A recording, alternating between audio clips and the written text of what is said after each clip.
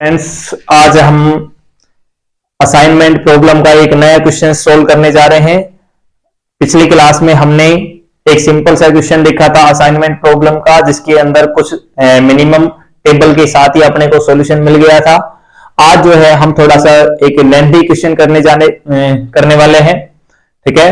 तो जिसमें आपको बहुत ज्यादा से इंफॉर्मेशन मिलेगी, बहुत ही इंफॉर्मेटिव आज की वीडियो होने वाली है। तो आप लास्ट तक बने रहिए और असाइनमेंट प्रॉब्लम्स का क्वेश्चन जो है आप एग्जाम में बिल्कुल सही करके आएंगे, इस बात की हम गारंटी देते हैं। तो बने रहिए हमारे लास्ट तक, ठीक है। तो आज की वीडियो हम स्टार्ट करते हैं और आपकी बुक का जो एग्जाम्पल नंबर 2 है और उसमें क्वेश्चन दिया गया है कि एक विभागीय जो अध्यक्ष है वो उसके अधीन 5 कार्यकर्ता काम करते हैं और 5 कार्यों को कंप्लीट करना है।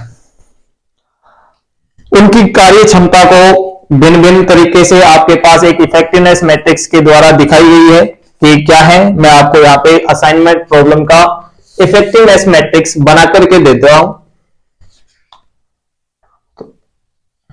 फर्स्ट कैंडिडेट है ये, सेकंड, थर्ड, फोर्थ, फिफ्थ, और यहां पे लिख लेते हैं ए, बी, सी, डी और ई, ठीक है।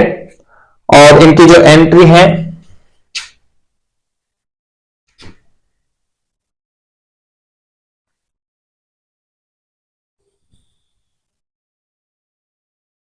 देखिए, वो लास्ट इनकी जो एंट्री है वो किस तरह से है।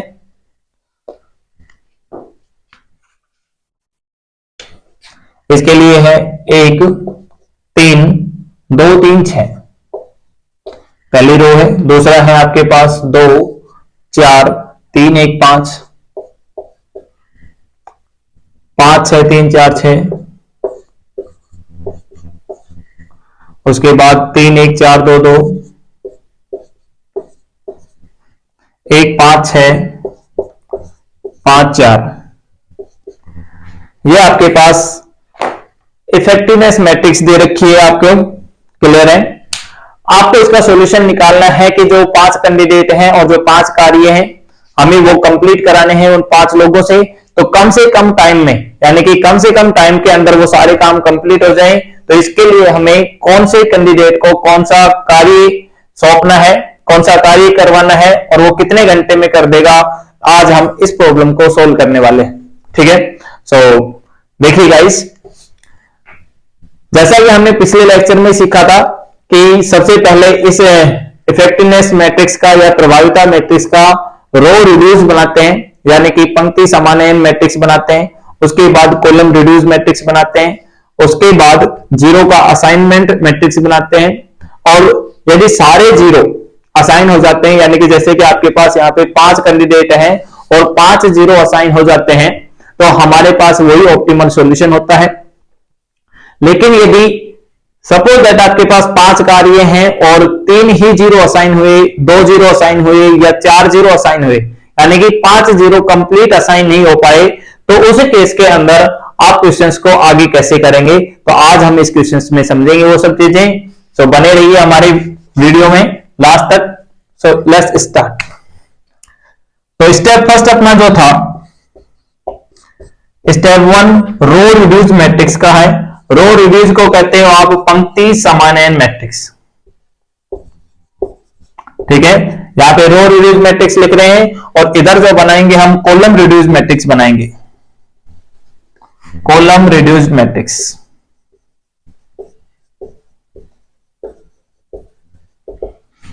सो यहां देखिए,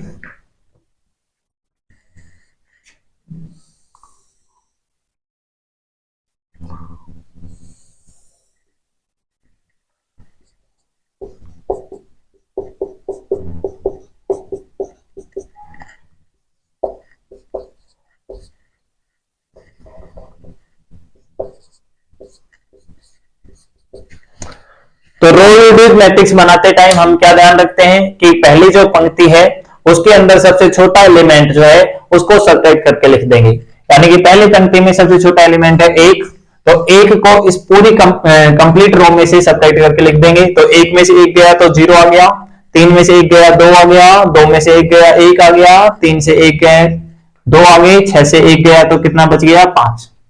इसमें सबसे छोटा एलिमेंट 1 है तो 1 को कम करके लिख दीजिए, यहाँ पे आ गया 1, यहाँ पे आपके पास कितना मिलेगा 3, यहाँ पे 2, यहाँ पे 0 और यहाँ पे 4। नेक्स्ट वाले में सबसे छोटा एलिमेंट 3 है तो 3 को कम करके लिख दीजिए, तो यहाँ पे मिलेगा आपको 2, यहाँ पे आपके पास क्या मिलेगा 3 और यहाँ पे आपको 0 मिल जाएगा। 4 से 3 गया तो 1 मिल गया, 6 से 3 गया तो 3 मिल गया। इसमें सबसे छोटा एलिमेंट 1 है तो 1 को कम करके लिख दीजिए, यहाँ 2, यहाँ आपके पास 0, यहाँ पे आपके पास 3, नेक्स्ट वाले में 1 और उससे नेक्स्ट में भी 1। इसमें सबसे छोटा एलिमेंट 1 है तो यहाँ पे कम कर दीजिए इस 1 को, 0, यहाँ पे आ गया 4, यहाँ पे आ गया 5, यहाँ पे आपके पास 4 और वहां पे आपके पास 3। ठीक है, तो गाइज हमारी रो रिड्यूस मैट्रिक्स बनकर के तैयार है। अब अपना काम आता है कॉलम रिड्यूस मैट्रिक्स बनाना। कॉलम रिड्यूस मैट्रिक्स क्या कहती है? वो कहती है कि आपने जैसा काम रो के साथ किया है वैसा ही काम आप कॉलम के साथ कीजिए। यानी कि कहने का मतलब है कि पहले कॉलम में सबसे छोटा एलिमेंट सेलेक्ट कर लो। पहले कॉलम में सबसे छोटा एलिमेंट क्या है? 0। उस 0 को इस पूरे कॉलम में से सब्ट्रैक्ट करके लिख दीजिए। तो यहाँ पे 0 में से 0 गया, 1 में से 0, 2 में से 0, 2 से 0 और 0 से 0। तो यहाँ पे आपके पास नई टेबल जो बनेगी वो किस तरह से बन जाएगी, तो देख लीजिए गाइस। पहला आ गया आपके पास 0, 1 में से 0 गया 1, यानी कि आप कहो तो सेम टू सेम लिख दो, बिल्कुल 2, 2 और 0। दूसरे वाले कॉलम में सबसे छोटा एलिमेंट है 0, तो 0 को सब्ट्रैक्ट करके लिखोगे तो सेम टू सेम लिख सकते हैं अपन। तो यहां पे आ गया 2, 3, 3, 0, 4। ओके गाइस, नेक्स्ट वाले में, नेक्स्ट में भी सबसे छोटा एलिमेंट 0 है, तो 0 को सब्ट्रैक्ट करके लिखोगे तो यही आएगा आपका। तो यहां मिलेगा आपको 1, 2, 0, 3, 5। नेक्स्ट वाले कॉलम में सबसे छोटा एलिमेंट 0 है, तो दोबारा से सब्ट्रैक्ट करके लिख दोगे तो यही मिल जाएगा आपको 2, 0, 1, 1, 4। ओके, अब फिफ्थ क्वेश्चन में, सॉरी फिफ्थ जो आपके पास कॉलम है उसमें सबसे छोटा एलिमेंट 1 है, तो इस 1 को सब्ट्रैक्ट करके लिख दो इसमें से। तो यहाँ पे 4 बच गया, यहाँ 3, यहाँ 2, यहाँ 0 और यहाँ पे 2। ओके गाइस, तो देखिए कितने सिंपल क्वेश्चन है आपके पास। यहाँ पे सिंपलेक्स टेबल में आपको बड़ी बड़ी कैलकुलेशन करनी पड़ती थी, ज्यादा टेबल बनानी पड़ती थी, लेकिन यहां पे ऐसा कोई दिक्कत नहीं है। तो यहां पे अपने पास सिंपल सा काम है। ओके, समझ में आ रहा है गाइस। अब उसके बाद जो नंबर 3 होती है अपने पास, ये आपका स्टेप 2 है, ये स्टेप 2 है आपका। अब स्टेप 3 यहां पे लिख देता हूं मैं आपका। तो स्टेप 3 क्या है? असाइनमेंट 0, असाइनमेंट जीरोज, यानी कि शून्यों का निर्दिष्टीकरण करना। तो देखिए शून्यों का निर्दिष्टीकरण मैं यहीं पे कर सकता हूं, आपको उससे नई टेबल बनाने की जरूरत नहीं है। सो गाइस, सबसे पहले देखिए 0 को असाइन करने से पहले से आप ये चेक कर लीजिए कि क्या सारे 0 असाइन हो जाएंगे कि नहीं। यानी कि आपके पास 5 है कैंडिडेट, तो आपको 5 0 असाइन हो रहे हैं या नहीं हो रहे हैं, तो आपको ये कौन बताता है? ये बताता है कैपिटल N और स्मॉल n। यदि ये बराबर आ जाते हैं तब तो यहां पे क्या मिलता है आपको? ऑप्टिमल सॉल्यूशन मिल जाता है। और यदि ये n छोटा रहता है इस n से, तो इसके अंदर ऑप्टिमल सॉल्यूशन नहीं मिलता है, तो आपके लिए क्या बनानी पड़ती है? मॉडिफाइड मैट्रिक्स बनानी पड़ती है आपको। कौन सी मैट्रिक्स बनानी पड़ती है? Modified matrix. और जो ये n होती हैं वो क्या होता है? सभी 0 को कवर करने वाली लाइनें होती हैं। ठीक है, तो देखिए अपन इसको करते हैं कि सारे जो 0 है वो कवर हो पाते हैं कि नहीं हो पाते। लेकिन ये सबसे कम से कम लाइनें बनानी है आपने को। ऐसा नहीं कि एक 0 कवर करने के लिए एक लाइन बना दी, दूसरे 0 को कवर करने के लिए दूसरी लाइन, ऐसा नहीं। हम जो लाइन ड्रॉ करेंगे वो इस तरह से होनी चाहिए कि ज्यादा से ज्यादा 0 कवर हो पाए उससे। तो देखो, जब ये लाइन बनाते हैं तो एक 0 कवर होती है, लेकिन ये लाइन बनाते हैं तो यहां से 2 0 कवर होती हैं। तो हमें कौन सी लाइन बनानी है? ये लाइन बनानी है। ठीक है, तो पहली लाइन बन गई हमारी, और देखिए जिसके अंदर ज्यादा से ज्यादा जीरो कवर हो रहे हो, तो देखो इस रो में 2 जीरो है, तो ये लाइन बना लीजिए। आपने ये लाइन बना ली है दूसरी। उसके बाद और देख लीजिए जीरो कहां कहां बच गया, एक ये बच गया और एक ये बच गया। अब देखो इसको कवर करने के लिए हो सकता है ये लाइन बनाओ, आप बना सकते हो, और हो सकता है ये लाइन बनाओ, बना सकते हो। कोई रेस्ट्रिक्शंस नहीं है, आप ये लाइन बनाते हो या ये लाइन बनाते हो कोई फर्क नहीं पड़ता इससे।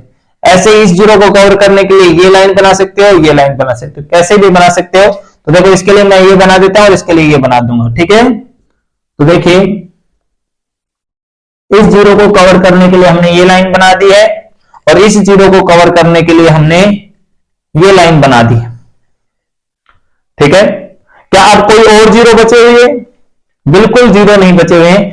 अब ये देख लेंगे कि यहाँ पे कैपिटल एन का वैल्यू कितना है, यानी कि कितनी लाइन बनाई है आपने। तो देखो 1 2 3 और 4, कितनी लाइन बनाई है गाइस आपने? 4 लाइनें बनाई हैं, जो कि आपका इस 5 से कम है, यानी कि जो आपकी मैट्रिक्स का ऑर्डर है वो तो 5 क्रॉस 5 का ही है, ठीक है। लेकिन आपने जो यहां पे आया है, आपको क्या मिला है? आपको है यार, यहां पे लिख देता हूं, here capital N is equal to 4, small N is equal to 5। तो यानी कि आपके पास capital N is less than है स्मॉल एन से, और ऐसा है तो आपको क्या बनानी पड़ेगी? एक मॉडिफाइड मैट्रिक्स बनानी पड़ेगी। क्या बनानी पड़ेगी? Modified matrix. तो यहां पे मैं लिख देता हूं, ये तो जीरो असाइन हो गया ना, अब मैं इसको हटा रहा हूं यहां से। मैंने ये स्टेप जो थर्ड है वो आपका इसी में कर दिया है। अब यहां पे लिख देते हैं to make modified matrix, to make modified matrix, यानी कि संशोधित जो आव्यूह है उसको बनाने के लिए आपको क्या करना पड़ेगा। तो देखिए पहला स्टेप है कि जो अनकवर्ड एलिमेंट है, बिना ढके हुए एलिमेंट, तो जैसे कि 2 हो गया, 1 4 3 2 3 4 5 2, तो यहां पे लिख देते हैं। मैं हिंदी में लिख देता हूं, आप इंग्लिश में बता दूंगा। वैसे बिना ढके हुए अवयवों में से न्यूनतम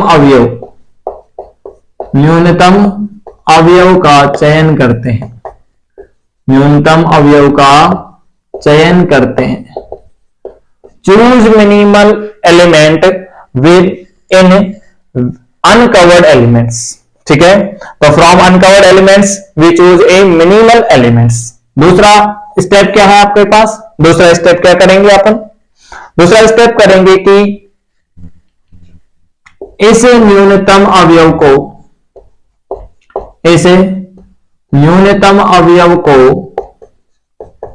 बिना ढके हुए अवयवों से घटाकर लिखते हैं, यानी कि सबट्रैक्ट करके लिखते थे। जैसे कि यहाँ पे अनकवर्ड 2 है, तो इनमें से सबसे छोटा एलिमेंट सेलेक्ट कर लिया, तो सबसे छोटा भी मैं यहां लिख देता हूं, 2 1 4 है, 3 2 3 है, 4 5 तो सबसे छोटा 1 ही है। तो यहाँ पे जो मिला आपको क्या मिल गया? यहाँ पे सबसे छोटा एलिमेंट कौन मिल गया? 1 मिल गया, ठीक है। तो जब यहां पे लिखोगे तो क्या करोगे? ये अनकवर्ड एलिमेंट है, इस 2 में से इस 1 को सेपरेट करके लिख दोगे, तो यहाँ की एंट्री हो जाएगी 1, इस 1 में से 1 कर दोगे 0 हो जाएगा, 4 में से 1 कम कर दोगे तो 3 हो जाएगा। तो इसी तरह से सारे अनकवर्ड एलिमेंट बना लेंगे, ठीक है। अब नंबर 3, आपको थर्ड नंबर पे क्या करना है? इंटरसेक्ट, यानी कि आप कह सकते हो सरल रेखाओं से या सरल रेखाओं के प्रतिच्छेदन क्या बोलते हो आप? इंटरसेक्टिंग, है ना, या इंटरसेक्ट। प्रतिच्छेदन अवयवों में इस न्यूनतम अवयव को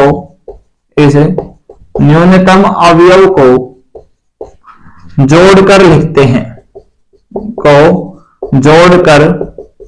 लिखते हैं, यानी कि जो इंटरसेक्टिंग एलिमेंट्स हैं तो कहेंगे कि we add these minimal elements in intersecting elements. ठीक है, यानी कि जैसे एक इंटरसेक्टिंग एलिमेंट 2 है तो 2 में ये 1 जुड़ जाएगा तो यहां पे क्या बन जाएगा, 3 बन जाएगा। ठीक है, नंबर 4, शेष सभी अवयवों को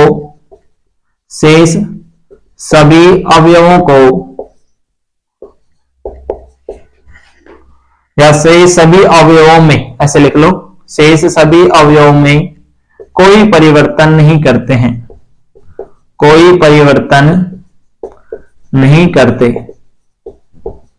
ठीक है, यानी कि जैसे कि ये एलिमेंट, जैसे ये 3 एलिमेंट दिख रहे हैं, ये ना तो आपके पास इंटरसेक्ट हुआ है और ना ही ये बिना ढका हुआ है, ढका हुआ भी है लेकिन इंटरसेक्ट नहीं हो पा रहा है लाइनों में, तो इस एलिमेंट को सेम टू सेम ऐसा का ऐसा रखेंगे।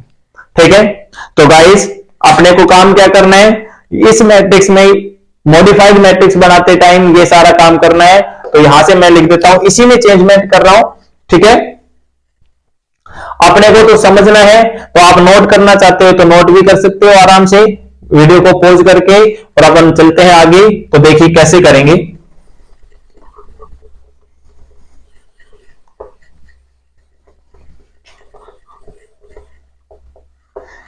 ये आपकी फर्स्ट टेबल थी।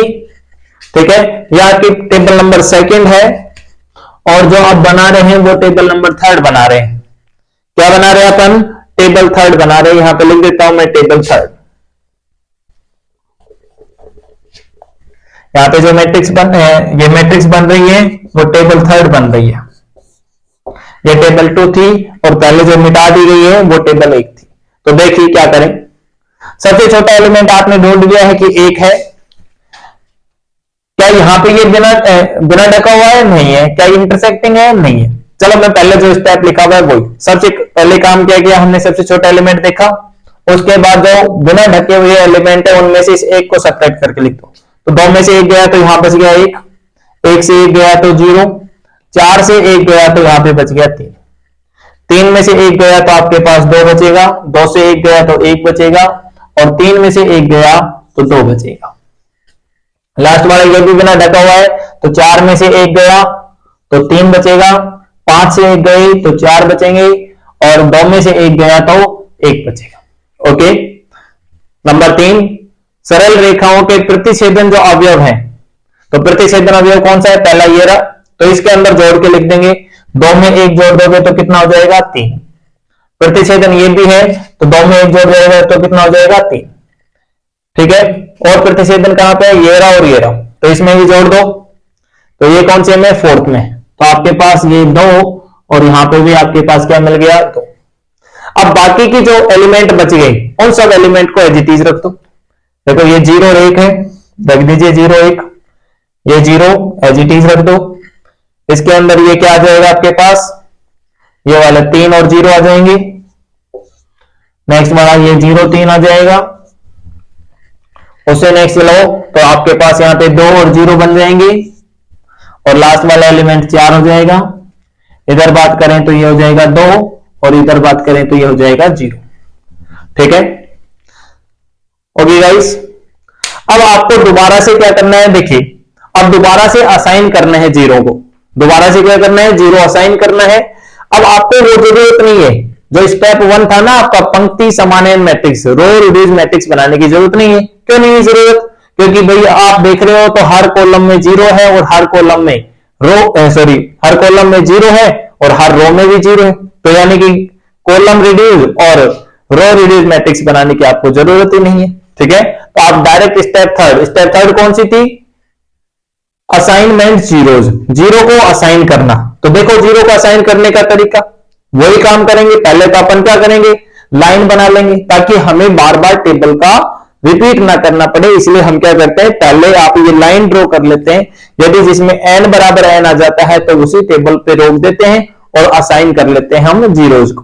ठीक है, यदि ये n छोटा रहता है तो दोबारा से हम काम करते हैं मॉडिफाइड मैट्रिक्स बनाने का, और फिर उसके बाद हम जब तक चलते रहेंगे जब तक n इक्वल टू किसके बराबर ना आ जाए, n के बराबर ना जाए। सो गाइस देखिए यहां पे लाइन बनाते हैं अपन, इसके अंदर 2 0 है, क्या और कहीं 2 जीरो है? बिल्कुल जीरो है। ये देखिए इस लाइन को कवर करते हो तो 2 जीरो से कवर हो जाएंगी ये लाइन ड्रॉ करने पर। इसी तरह से ये लाइन कवर करने पर यहां से भी 2 जीरो कवर हो गए हैं। क्लियर है? और 2 जीरो कहां पे कवर हो सकते हैं? और तो नहीं, यहां पे ये बनेगा और एक ये बनेगा। ठीक है, 2 जीरो कवर हो गए। क्या और बना सकते हो? और बनाओगे तो यहां से देखो,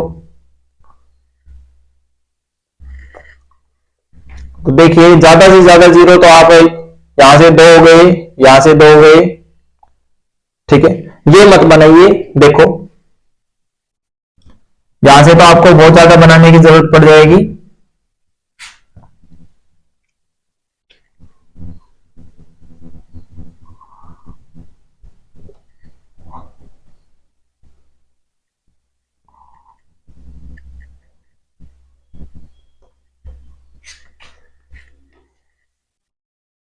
आप ये बनाइए, देखो ये लाइन बनाओ, यहां से 2 जीरो आपके पास कवर हो गए हैं। ठीक है, और 1 2 जीरो आपके पास कहां से कवर हो जाएंगे? यहां से कवर हो जाएंगे 2 जीरो। ठीक है, और एक ये लाइन तो बन जाएगी, यहां से भी आपके पास 2 जीरो कवर हो गए हैं। ठीक है, 1 जीरो आपके पास ये बचा है। इस जीरो को आप इधर से भी कवर कर सकते हो और इधर से भी कवर, जैसा आपका मन करे। यदि आप यहां से कवर करते हो तो ये ऐसे कवर हो जाएगी। क्या सारे जीरो कवर हो गए? बिल्कुल कवर हो गए। लाइन कितनी बनी है हमारी? 1 2 3 और 4। कितनी लाइन बनी है? दोबारा से आपके पास कैपिटल एन का मान कितना आया है? 4 आया है। स्मॉल एन कितना है? 5 है। तो दोबारा से क्या बनेगी? आपको एक नई मॉडिफाइड मैट्रिक्स बनेगी। ये जो मैट्रिक्स बनी थी, ये भी कैसी मैट्रिक्स बनी थी? मॉडिफाइड मैट्रिक्स बनी थी। ठीक है, लेकिन अब हमारा काम कंप्लीट नहीं हुआ तो दोबारा से क्या करना पड़ेगा? अपने को असाइन करना पड़ेगा। तो देखिए मैं यहां पे चेंज कर रहा हूं, इनको हटा रहा हूं और एक नई टेबल बना रहे हैं।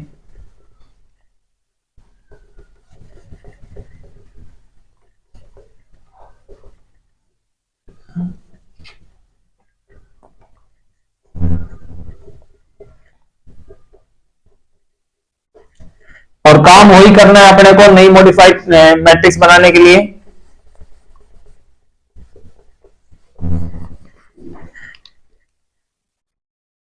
ये टेबल 4 बन रही है अपनी, टेबल 4। ठीक है, दोबारा से again modified matrix, modified matrix या संशोधित आव्यूह। तो वही काम करेंगे। जो अनकवर्ड एलिमेंट है, अनकवर्ड कौन सा है? एक ये रहा, ये रहा, ये रहा, एक ये, एक ये, एक ये और ये। सबसे छोटा एलिमेंट क्या है इसके अंदर? 1 है। ठीक है, तो क्या करिए हम इस 1 को सेपरेट करके लिख देते हैं। तो देखो 1 को इसमें से 1 में 1 गया, क्या बच गया? 0। 2 में से 1 गया 1, 3 में से 1 गया, कितना हो गया? 2। ये वाला एलिमेंट 3 में से 1 गया तो अच्छा, साथ के साथ लिखते जाए सारे, है ना, प्रैक्टिस हो जाएगी अपनी। ये जो 0 है ये कवर है लेकिन इंटरसेक्टिंग नहीं है, तो सेम टू सेम आएगा। ये वाला लिख दिया, ये कवर है लेकिन इंटरसेक्टिंग नहीं है, तो 0 सेम टू सेम आएगा। ये अनकवर्ड है तो सब्ट्रैक्ट होकर के लिख दिए जाएंगे। ये वाला पॉइंट इंटरसेक्शन है, तो इंटरसेक्शन है तो वो जो मिनिमल एलिमेंट था वो जुड़ जाएगा इसमें, तो 2 हो जाएंगे। ये वाला अनकवर्ड तो नहीं है ना, और ना ही इंटरसेक्टिंग है, तो सेम टू सेम। ये वाला इंटरसेक्शन का है तो यहां पे आ जाएंगे 2, ये 0 सेम और यहां पे 2। ये वाला क्या आएगा आपके पास? 3 आएगा। ये वाला 2 हो जाएगा, ये वाला 0 हो जाएगा, ये आ जाएगा आपके पास 1 और ये हो जाएगा आपके पास 1। ठीक है, समझ में आ रहा है? ये वाला इंटरसेक्टिंग है तो इसमें जुड़ेगा एलिमेंट, तो यानी कि हो जाएंगे 4। ये वाला 0 एज इट इज रहेगा, ये वाला भी 4 हो जाएगा। नेक्स्ट वाला ये 2 एज इट इज रहेगा और 0 भी एज इट इज रहेगा। इस वाले में ये 0 एज इट इज रहेगा। ये 3 में से आपके पास 1 कम हो गया, तो यानी कि कितने हो गए? 2। अनकवर्ड एलिमेंट है तो कम होगा, ये सेम टू सेम लिखा जाएगा। ये अनकवर्ड है तो कम हो जाएगा और ये भी अनकवर्ड है तो कम हो जाएगा। ठीक है, अब अपने को दोबारा से असाइन करने हैं। ठीक है, तो देखिए सारे नंबर ऑफ लाइन बराबर आती हैं कि नहीं आती। देखो ज्यादा से ज्यादा जीरो कवर करने हैं। इसमें ये लाइन बनाने पर आपको 3 जीरो कवर होंगे, तो देखो बना लो लाइन, ये बना दी, 3 जीरो कवर। उसके बाद देखो कहीं और ये 2 जीरो कवर होंगे, यहां से भी 2 जीरो कवर होंगे। ठीक है, तो इसको कवर करने के लिए मैं ये लाइन बना देता हूं, तो 2 जीरो कवर हो गए आपके पास। ठीक है, अब बच गए आपके पास एक ये जीरो, एक ये जीरो और एक ये जीरो, और कहीं और दिख नहीं रहा, ये रहा एक जीरो। ठीक है, ओके ओके ओके, यहां से ये लाइन बना लो, 2 zero cover, 2 zero cover, 2 zero cover, यहां से 1 जीरो कवर और यहां से 2 जीरो कवर। तो ये लाइन ड्रॉ करने की जरूरत नहीं है आपको। लो, ठीक है, यहां से ये कर दीजिए, 2 जीरो कवर हो गए, यहां से कर रहे हो 2 जीरो कवर हो गए, यहां से ये कर रहे हो 2 जीरो कवर हो गए, और यहां से आपके पास 1 जीरो और यहां से आपके पास 2 जीरो कवर हो गए। तो नंबर ऑफ लाइन कितनी मिल गई आपको यहां पे इस टेबल में, यहां पे n बराबर 5 और स्मॉल n भी बराबर 5। तो यानी कि आपके पास जो ये टेबल होगी वो क्या देगी, ऑप्टिमल सॉल्यूशन देगी। ठीक है, ये आपको क्या मिलेगा, यहां से ऑप्टिमल सॉल्यूशन मिल जाएगा। तो देखिए असाइन करना है अपने को, किस तरह से असाइन करेंगे। तो देखिए गाइस, सबसे पहले अपने को वो रो सिलेक्ट करनी है जिसके अंदर केवल 1 जीरो है। तो देखो केवल 1 जीरो इसके अंदर है, इस वाले को असाइन कर दिया। क्या इस कॉलम में कोई जीरो है, नहीं है। ठीक है, आगे चले जाइए, इसके अंदर 1 जीरो है, असाइन कर दिया हमने, और इस कॉलम में और बाकी के जीरो को क्या कर दिया हमने, क्रॉस कर दिया। ठीक है, और चलिए, और कहीं पे भी 1 जीरो नहीं है, इस वाले में 2 जीरो, इस वाले में भी 2 जीरो। अब कॉलम की बारी, इस कॉलम में कितने जीरो, 2, इस कॉलम में 2 जीरो, इस कॉलम में भी 2 जीरो। अब इस सिचुएशन में आप किस जीरो को असाइन करो, ये आपके ऊपर डिपेंड करता है। और आप कोई भी जो जीरो असाइन करोगे, आपको ये तो मिल गया कि जब आपके पास कैपिटल एन और स्मॉल एन दोनों वैल्यू बराबर आ गई हैं, तो यानी कि सॉल्यूशन आपको यही देगा। ठीक है, तो सॉल्यूशन तो आपको यहीं से मिलेगा, लेकिन आप कौन से जीरो को असाइन करोगे, चाहे तो आप इसको असाइन करो, इसको असाइन करो, दोनों से आपके पास सॉल्यूशन सेम आएंगे। तो मैं यहां पे आपको दिखा देता हूं कि किस तरह से ये हटा रहा हूं मैं।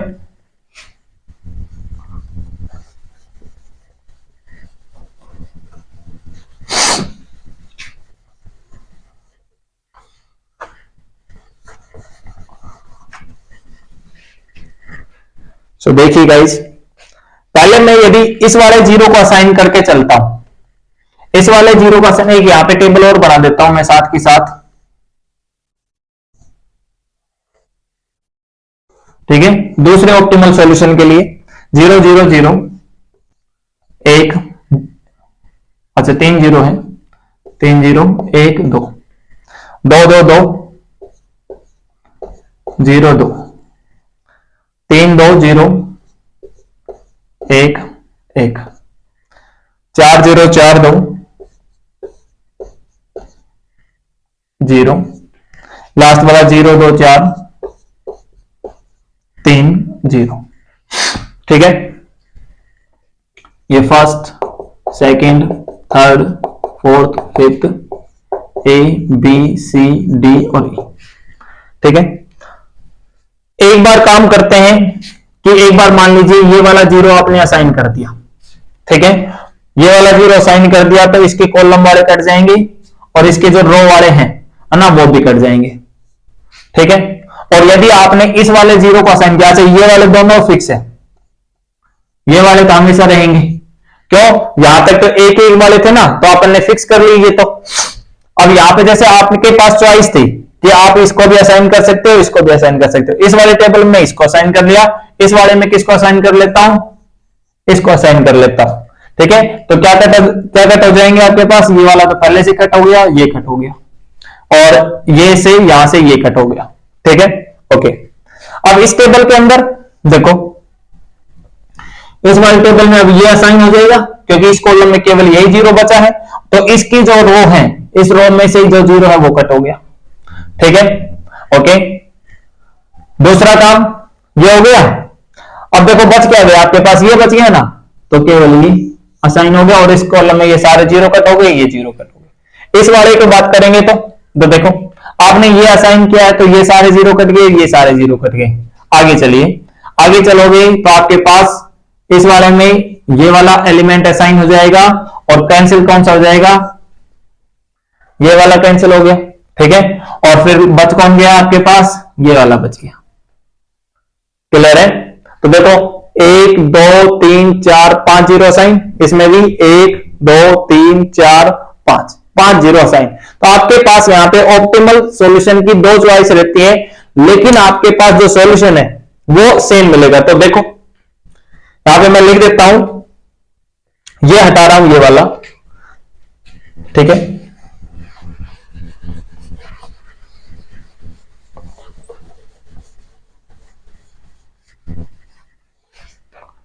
देखिए फर्स्ट टेबल से, है ना, ये टेबल 4 और ये लिख लिया आपने टेबल 5, टेबल 4 से, ठीक है, और टेबल 5 से, टेबल 5 से, टेबल 4 से कौन किसको असाइन हुआ है, ए किसके लिए, सेकंड के लिए, बी के लिए कौन है, फोर्थ है, सी के लिए कौन है, थर्ड, डी के लिए कौन है, डी के लिए फिफ्थ है, और ई के लिए कौन है, ए के लिए यहां पे फर्स्ट है। इस वाले टेबल में बात करें तो ए के लिए कौन है, फर्स्ट, बी के लिए फोर्थ, सी के लिए थर्ड, और डी के लिए यहां पे सेकेंड है, और ई के लिए यहां पे फिफ्थ है। तो यहां पे देख लीजिए कि इसके लिए आवर्स कितने लगे, ए के लिए सेकंड, ए के लिए सेकंड यानी कि ये, तो मतलब कि 3 आवर्स, बी के लिए फोर्थ यानी कि 1 आवर, सी के लिए थर्ड यानी कि 3 आवर्स, डी के लिए फिफ्थ, डी के लिए 5 यानी कि ये 2 आवर्स, ई के लिए फर्स्ट यानी कि 1। टोटल काउंट कर लीजिए, 3 और 1 4, 3 7 2 9, 9 और 1 10। तो कितने घंटे मिले आपको, 10 घंटे मिल गए। यहां बात करो ए के लिए फर्स्ट, ए के लिए फर्स्ट यानी कि आपके पास वैल्यू आ गई यहां पे 1 आवर्स में बात कर रहे हैं। बी के लिए कितना है, फोर्थ, बी के लिए फोर्थ ये रहा 1, सी के लिए थर्ड, सी के लिए थर्ड ये रहा 3, डी के लिए सेकंड, डी के लिए सेकंड ये रहा 1, और ई के लिए फिफ्थ, ई के लिए फिफ्थ यानी कि ये रहा आपके पास 4। टोटल आप काउंट कर लो, 4 और 1 5, 5 और 3 8, 8 और 1 9, 9 और 1 10। समझ में आया? सो गाइज आपको यहां पे कहने का मतलब यह है कि कोई भी आप टेबल सेलेक्ट कर रहे हो, जिस भी जीरो को असाइन कर रहे हो, सबसे मेन वर्क ये होता है कि आपको कैपिटल एन बराबर स्मॉल एन ढूंढना है। यदि ये बराबर आ जाता है जिस भी टेबल में, उस टेबल से आगे की कोई टेबल नहीं बनेगी, मतलब कि वही टेबल आपको ऑप्टिमल सॉल्यूशन देगी। इसके बाद आपको करना है कि कौन से जीरो को किस तरह से असाइन करना है। तो सबसे पहला काम होता है कि आप वो जीरो असाइन कीजिए जिसके अंदर एक पंक्ति में एक ही जीरो है या एक कॉलम में एक जीरो है, ठीक है। वो असाइन करने के बाद आपके पास जो बचे हुए जीरो हैं उनके लिए आपके पास चॉइस है कि आप कौन से जीरो को असाइन करना चाहते हो। जैसे यहां पे मैंने दोनों टेबल बनाई, आपने यदि सेकंड वाले को असाइन कर लिया तो पहला वाला क्रॉस हो गया, यदि पहले वाले को असाइन किया तो सेकंड क्रॉस हो गया, ठीक है। इसी तरह से आपके पास पूरा टेबल बन जाता है, ये पूरा कंप्लीट। लेकिन आपके पास जो लास्ट सॉल्यूशन आता है ऑप्टिमल सॉल्यूशन, वो क्या आगे 10 आवर्स, यानी कि आपको आवर्स जो मिलेंगे या कह सकते हो ऑप्टिमल सॉल्यूशन जो मिलेगा वो सेम मिलेगा। Okay, thank you very much. आज का ये असाइनमेंट प्रॉब्लम, ठीक है। यदि वीडियो आपको पसंद आई है तो आप लाइक कीजिए, चैनल को सब्सक्राइब कीजिए, दोस्तों के साथ शेयर कीजिए। Thank you very much.